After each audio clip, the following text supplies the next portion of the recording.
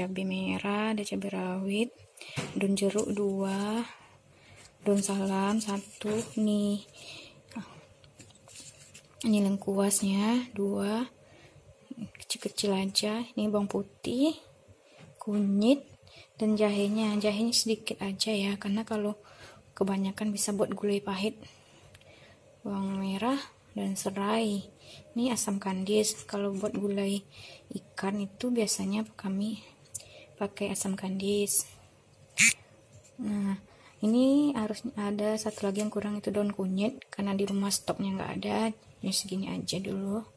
Nah, ini kelapanya 1 butir yang sedang aja ukurannya, sedang. Nah, ini ikan tongkolnya setengah kilo ya. Terus ini tahunya ini belinya di pasar 3.000, tapi saya kurangi 1 keping. Oke, ikutin langkah selanjutnya ya. Dulu kelapanya ya, saya lebih suka santan-santan yang segar.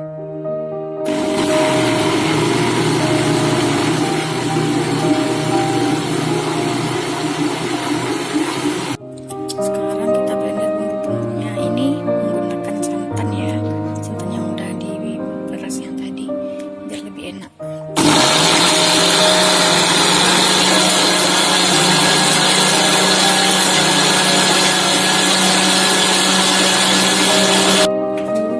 Kita tumis dulu.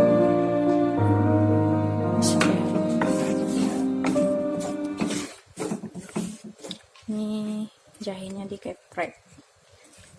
Ini juga serainya dikeprek juga, daun jeruk, daun salam. Tumis sampai harum. Nanti kalau udah harum baru masukin santannya. Ini dia udah harum, udah masak juga ya. Terus kita masukkan santannya.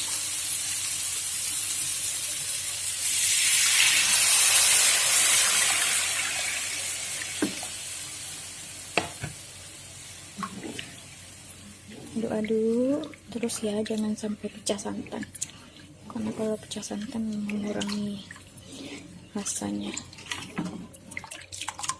Nanti kalau udah mendidih, ini sekali mendidih baru masukkan ikan dan tahunya. Oke, ini gulainya udah mendidih kunyah, kita masukkan ikannya aja. Oke, ikannya tadi setelah dicuci saya kasih jeruk nipis dan garam ya.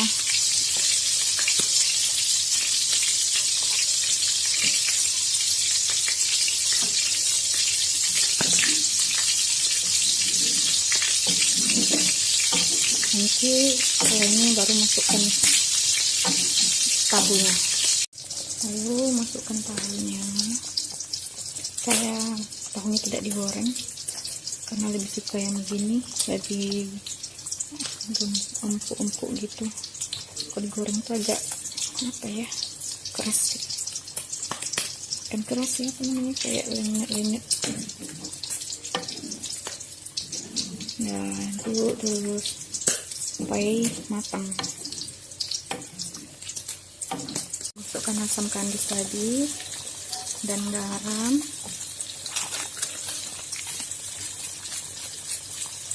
Garamnya kira-kira ya, kalau kurang tambahin. Ini sedikit ajinomoto, saya lebih suka pakai ajinomoto daripada gula, sedikit aja. Oke.